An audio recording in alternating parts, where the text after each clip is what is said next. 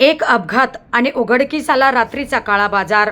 गोमांस तस्करीचा काळा खेळ. सारोळा बद्दी परिसरात मध्यरात्रीचा थरार. रात्रीच्या अंधारात धंदा चालतो, कायद्याला ठेंगा, बंदी कागदावरच. एवढा मोठा साठा आणि प्रशासनाला भनकही नाही. गोहत्या आणि गोमांस विक्रीला राज्यात बंदी असताना देखील मोठ्या प्रमाणात राजरोसपणे गोहत्या आणि गोमांस विक्री होताना पाहायला मिळते.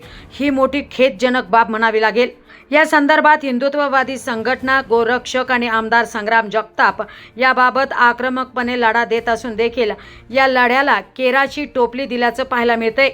तर पोलीस प्रशासनाच्या कारभारावर प्रश्नचिन्ह निर्माण होत आहेत. नगर तालुक्यातील सारोळा बद्दी परिसरात बायपासवर मध्यरात्री एक धक्कादायक प्रकार उघडकीस आलाय. गोमांस घेऊन नगरकडे येणाऱ्या एका शेव्हरलेट कंपनीची एन्जॉय राखाडी रंगाची गाडी क्रमांक MH46X 4054 या चारचाकी वाहनाचा अपघात झाला आणि त्यानंतर उघड झाला रात्रीच्या अंधारात सुरू असलेला काळा धंदा. या वाहनात अक्षरशः 1000 किलो गोमांस आढळून आले. अपघातामुळे इतक्या मोठ्या प्रमाणात गोमांसचा पर्दाफाश झाला. मात्र प्रश्न असा उपस्थित होतोय की एवढा मोठा साठा आणि प्रशासनाला याची भनकही नव्हती. या अपघातामुळे रात्रीच्या अंधारात सुरू असलेला हा काळा धंदा उघडकीस आलाय. त्यानंतर नगर तालुका पोलिसांनी तात्काळ या वाहनावर आणि गोमांसवर कारवाई करत तब्बल 1,50,000 रुपये किमतीचे गोमांस आणि अंदाजे 3 लाख रुपये किमतीचे वाहन तसेच गोमांस वाहतूक करताना मिळून आलेला इरफान इक्बाल शेख याच्या विरोधात महाराष्ट्र प्राणी संरक्षण अधिनियमन अंतर्गत गुन्हा दाखल करण्यात आलाय.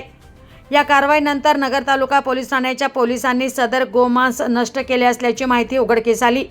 तर नगर तालुका पोलीस ठाणे हद्दीत चोरी, वादविवाद, अवैध धंदे, विविध प्रकारच्या तक्रारी वाढत असल्याचं स्थानिकांकडून बोललं जाते. त्यामुळे कायदा सुव्यवस्था अधिक बळकट करण्याची गरज निर्माण झाली असून माजी जिल्हा पोलीस अधीक्षक सोमनाथ घारगे यांच्या कार्यकाळात गुन्हेगारीवर नियंत्रण असल्याचं बोललं जाते. मात्र आता त्यांच्या जागेवर नव्याने आलेले जिल्हा पोलीस अधीक्षक मुमुक्का सुदर्शन यांनी या हद्दीत लक्ष केंद्रित करून बेकायदेशीर कृत्यांवर नियंत्रण ठेवण्यासाठी कडक पावले उचलणार का, असा प्रश्न आता नगरकर उपस्थित करतायत.